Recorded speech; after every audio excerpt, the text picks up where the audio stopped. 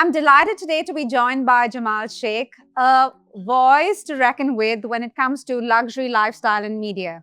He's been behind some amazing titles and their launch in India, right from the likes of more recently Rob Report India, as well as Esquire and many more. I'll let him talk a little bit more about himself, but I'm thrilled that he could actually give me some time. So welcome, Jamal. I know you're a busy man, and I feel very privileged to get some time with you. Thank you for having me, Candice. Two Bombay people sitting in Delhi and talking. I know. Very interesting, but it also shows the changing face of India and the changing face of luxury in India. So we'll start by learning a little bit about you. You've had, you've truly had the front row seat when it comes to luxury and lifestyle, and speaking to royals, celebrities, name it when it comes to brands. What have you seen in the last maybe decade as you've launched new titles, you've made new friends? What has happened and what have you learned in terms of this changing? So, I've been a magazine editor all my life. I started my career at the Bombay Times, which was entertainment, which was a newer way of looking at journalism. Newspapers before the Bombay Times, if you remember, used to be black and white. Yes. They were all political news. Since then, India has changed. Lifestyle, what people call trivial pursuits, have taken a little more center stage. We've gone from being a socialist country, believing in frugality, to being the biggest consumers in the world. The biggest luxury brands today in the world want to look at Indians and understand our habits of consumption. So it's actually been such a ride seeing India evolve from being that very timid, portraying a sense of self to the world through culture and through song and dance, to now becoming consumers and purveyors and the idea leaders of the world where luxury is concerned. Magazine consumption, which was then about information and maybe a little bit of gossip here and there, today is a luxury field, right? So after the Bombay Times, I launched a magazine called Men's Health, which was very focused on men's fitness and lifestyle. But it was Rob Report when I launched it as editor, first in India in 2010, that gave me an insight into a world that I must confess I was not completely familiar with. My chairman of the group was this legendary journalist, media person in India called Arun Puri, who gave me the job, and I told him, but Mr. Puri, look at me, I'm not a brand person at all. And he said, Jamal, that's the reason I want you there. And I understood a few months down the line. He needed someone who will hold his own identity in a world where it's very easy to follow the lead from others. Europeans, Americans, the Western world in general has been a longer time consumer of luxury. Indians have also been consuming luxury. It's just that it's not been in your face. If you remember, Candice, in our Hindi movies, right, where from the 1980s and 1990s, when there was a family that was doing well, was a well-off family, there was always something called a tijori, which was a safe, right, which is where the cash used to be kept. We're a money economy. We were also embedded with very socialist, very Nehruvian principles. Nehru was our first prime minister, where it was considered in bad taste to show off wealth. Yes. We didn't only keep our money in the tijori, we also spent it with a lot of care. To the world, because there were such extremities in the rich and the poor, we took a lot of care to show off the wealth that we had accumulated. We didn't want to let go of it, right? But we wanted to be very sensitive to another person who would have actually much, much less than what we do, right? There were a couple of industrialists. There was a Vijay Mallya, there was a Gautam Singhania, a great friend, racing cars, etc. But they were considered the aberrations, right? And there was an edginess about the way people looked at them, right? Because they were splashy, to use a soft word. Yes, and a bit polarizing as well in their style. Correct. But times have changed today. Today, the media is open to luxury. We must highlight the fact here that even though we weren't really big showing off consumers of luxury, luxury always existed in India. We've had the royals in India who've consumed luxury for ages. It never came out to the younger people. It never came out to the common people. Today, I see young people who are probably just a few years into their career save up to want to buy that bag, Yes. right? And we as the media have watched this happen over the last 15 years.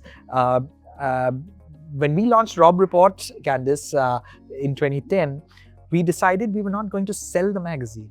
Do you know, it actually went to 40,000 of the richest, most influential, affluent people by invitation only, right? And that for me as an editor was a very scary thing because Absolutely. Because, as an editor, the more copies you sell, the more successful you are. But here you're not selling the copies. It took us maybe about 6 months to put the first issue together in 2010. But it took us a year to put that list together. We worked with brands like the Taj, TLF, a lot of the luxury brands that were already in India, right? And we compiled a very thorough list. And that list became like a private club. It was almost like having Rob Report lying on your desk or your table was an achievement of sorts. I'm on the Rob Report list. Yeah. Arun Puri used to say that politicians call me for two things. They call me to be in India Today, which is his news magazine, and they want to be on the Rob Report list. So at that time, the culture was such that we were a little more reserved with showing off our wealth or consuming luxury in a very open way, which is the reason why we kept it as a closed circulation. Now we've relaunched Rob Report, that just a few months ago, digitally, and this month. Very exciting. Very, very excited about it. And it's gotten such an overwhelming response. We're so happy. Now it's available on the newsstands. Now we realize that even young people a few years into their career want to save up to buy that designer bag, right? Today, post-pandemic, a lot of mindsets have changed. Sure. And luxury today percolates almost every strata of our society. We also have luxury brands who acknowledge that, and we see a lot more of an interest in India. Yes. And we're very excited. We're excited to be consumers of the best in the world, and we hope to partake as Indians, as thought leaders in the development of the idea of luxury. You've also taken some bold steps when it comes to launching titles in India, where perhaps India was not ready. And you were very candid in saying that you were learning as well when you started your first chapter with Rob Report. Give me a little insight of what did you do to get them to work, make them successful, and what should we as brands be looking at when we look at these titles as well? So I call myself a child of India because I've seen mindsets change. Pre-liberalization, the early 90s, we waited for our relatives from the Gulf to bring back Kit Kats for us, right? There were just two kinds of cars in the country. To today, where where people want to launch their newest cars in India first, right? It happened in China. I remember going for a Bentley launch, a big British car launching in China, because China was the center of the world. This was in 2012, 2013. I won't be surprised if there'll be luxury car launches in India soon.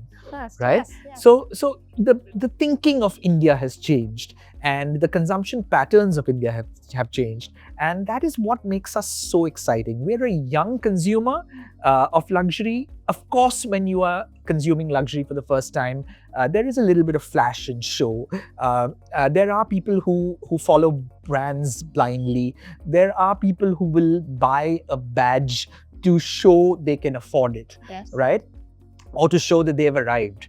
But as journalists and as editors of luxury magazines, I often tell my editors that it is our job to encourage consumption, but to tell people in whichever way we can that do not buy that car because it is bigger or faster than your neighbors.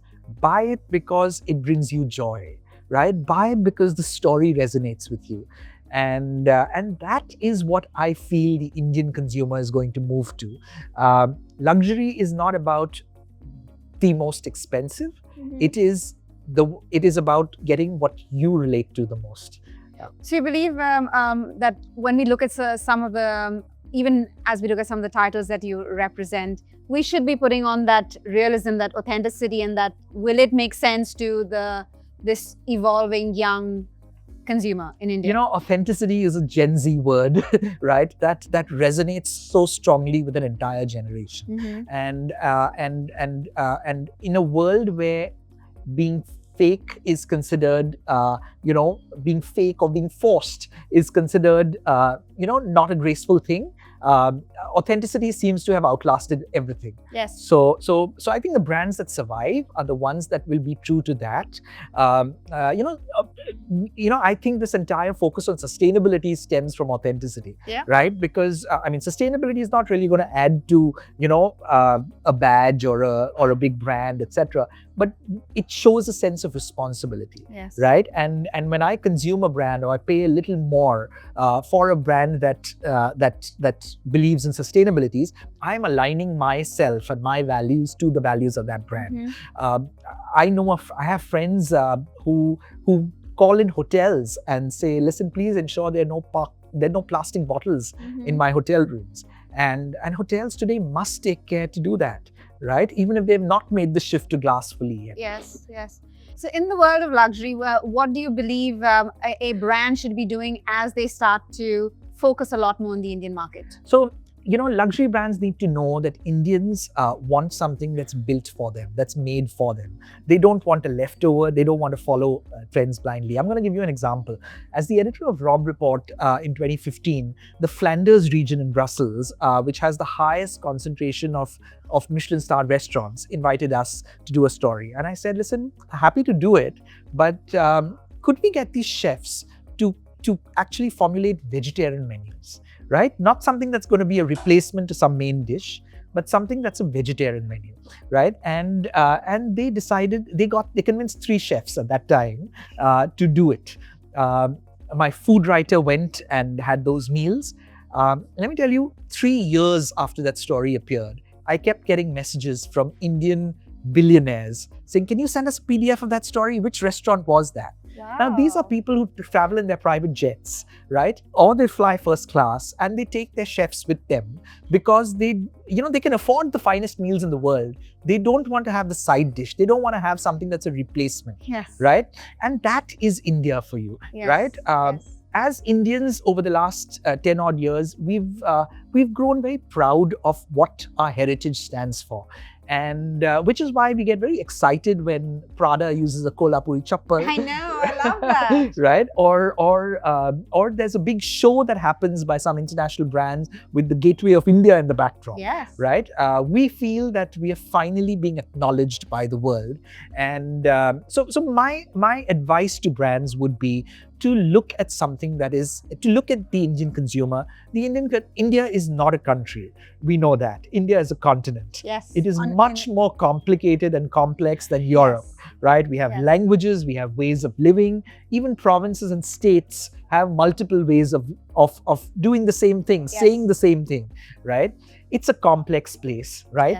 Come, take baby steps. Show us what you have, maybe, the great Parisian heritage or Italian craftsmanship that you want to showcase, right? But invest in understanding us and we believe it will pay you back. Coming close to hotels, because that's the core of where we are. We have very high standards and we have very high expectations because luxury hospitality in India, even the world knows that we tend to have brands that have a very high level of service, and I think that is what international brands need to build on. Certain things that are considered luxury in certain higher tier hotels are just the basic expectations in India. I remember an American friend of mine coming over and staying at a hotel down the road, and he said, they even do a turn down service, which for us is a very, very common thing, right? Of course, the world is now, discovered that in luxury. I think luxury is also, in a very deeper way about personalization. Mhm. It's about knowing who your guest is. Rob Report was very rarely about people. It was more about products and services. But we had one page where we used to feature a consumer of luxury. And I remember one of the top billionaires of the world giving me one thing. I said, what is it that you expect when you land in a new place? Mhm. He says, the biggest thing I expect is someone to receive me at the airport. Wow. And that's such a simple gesture. such a simple thing. And I think that kind of warmth and personalization, if a luxury brand can offer that, it will have a winner in its hands. As we look at brands, and you work across so many amazing brands and so many amazing people in terms of your experience, what would you say is that right balance between heritage and innovation? We were talking about Gen Zs pushing for innovation, pushing the envelope when it comes to everything.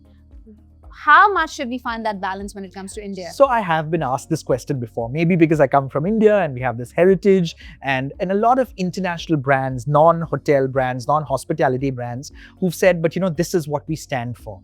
And my answer to them has always been that heritage can be something you can celebrate and can stand out as an individual, as a really strong sense of individuality, or it can pull you down. Okay, the world thrives on change. You have to change, right? And you may have this great heritage of something that worked at some point of time. Keep it, but at the same time, evolve in the way it works for today. I'm going to give you an example of, that we've launched Hollywood Reporter, Esquire, Rob Report in India, right? These are print publications. A lot of people told us that why print is dying, why are you doing it, etc., right? And now they're surprised that they're applauding because we made it work, right? But we have made sure our business works for the audiences of today. Mm-hmm. If you as a traveler go to the airport and pass by a bookstore or magazine store and say, listen, I like that magazine, but I don't want to carry it with me. I want to just take a photograph of it. I'll buy it when I land wherever I'm going, right? And then you go and sit on your plane seat and you have some time, so you Google the story and you read it there. We are set for that audience as well. So, Wow. So if you need to take your brand identity, heritage, and evolve it to what works for today, don't shy away from doing that. Yes. Extremely, extremely important.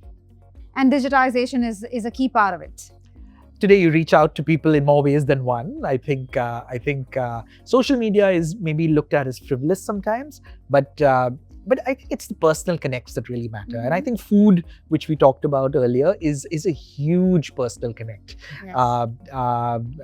The world is becoming one, and people have access to cuisines. You could be eating Peruvian food while you're sitting in India, Yes. or you could be in New York and be celebrating Indian food over some of the most advanced cooking techniques that French cuisine offers. Mhm. Right? And we want to celebrate that. An Indian guy could today enjoy French food more than he enjoys Indian food. That's also fine, Yes, right? yes. Bring in personalization, bring in a connect with customers. And I think that's what luxury brands need to do. So we were speaking about digitization, we were speaking about social media. I mean, right now, you're so right. Sometimes I have to keep track of where was I speaking to this person? Was it on Instagram? Was it on WhatsApp? Were we on some, like now with my role of China, even WeChat? Right. So yes, you have to keep track of all the platforms. Yes. And make sure you're engaging on all those platforms as well. In this world, and at the same time, we talk about exclusivity, we talk about personalization or even hyper-personalization. Yes. What would you say, and again, just based on your interaction with so many brands, Yes. that little difference or finding that balance again when it comes to... It's about understanding what a person wants. If a person wants that branded, flashiness, there are hotels in Dubai that actually do that so well, right? But there is also a big set of people who want discretion, who want people to not know they're in that city, leave alone at that hotel, right? And we must respect that. I see a lot of hotels not understanding that there are people who don't want their names flashed at airports. I see hotels not understanding sometimes that people want to be left alone, right? There are, these little lodges in New Zealand, owner-owned, small, which offer the kind of discretion that the really well-off traveler really wants, Yes. right? And I think that is set for discovery. I think luxury needs to work a little harder to see what the individual guest wants. Everyone doesn't want the most lavish space. I know some people who actually want smaller spaces because it makes them feel a little more at home, Yeah. right? Do they want food from their region? Do they want anonymity? Do they want flash and show and a lot of gifts? Do they want other wow factors like, a free mini bar or or a fancy retro car, a Cadillac picking them up? Or do they want the Rolls Royce, which they want to Instagram and place? So it's about understanding what your guest wants and what your consumer really wants, and giving that to them, right? It's like little buckets you create and make them happen. Yes. So going back to your first love, if I may, editorial and content and storytelling, for our listeners, for our leaders across our hotels, what would you say your editorial team is most excited about in the next 12 to maybe 24 months when it comes to storytelling? We are excited in the luxury space to see how India continues to appear on the global luxury map. And as someone who has stayed in the space and watched, I'm very keen to see how our Indian consumer goes from following a brand that is known for XYZ to making it his own. Right?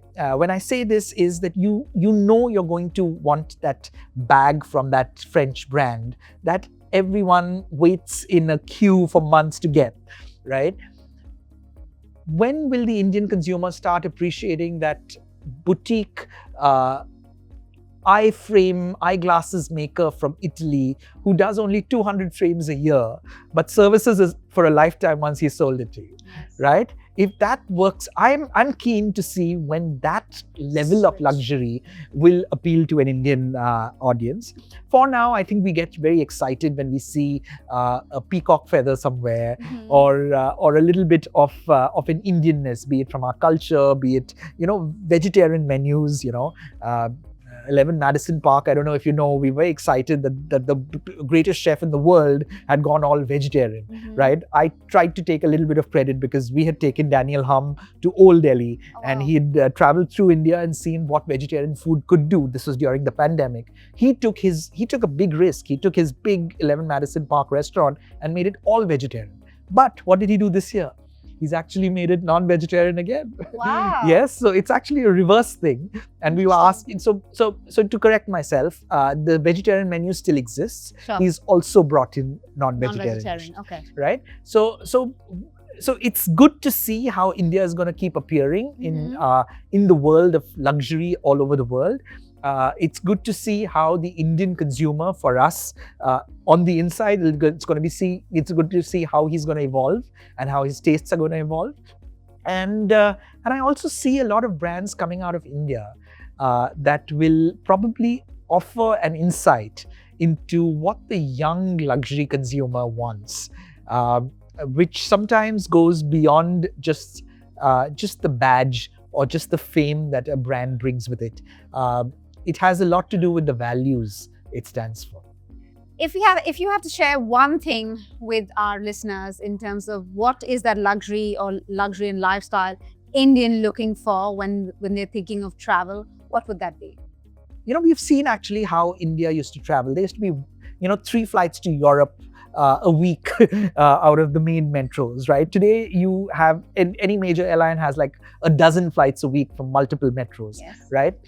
Earlier, it was about going and seeing a new destination. Today, it's about going for a new experience, right? So I may have been to Switzerland, right?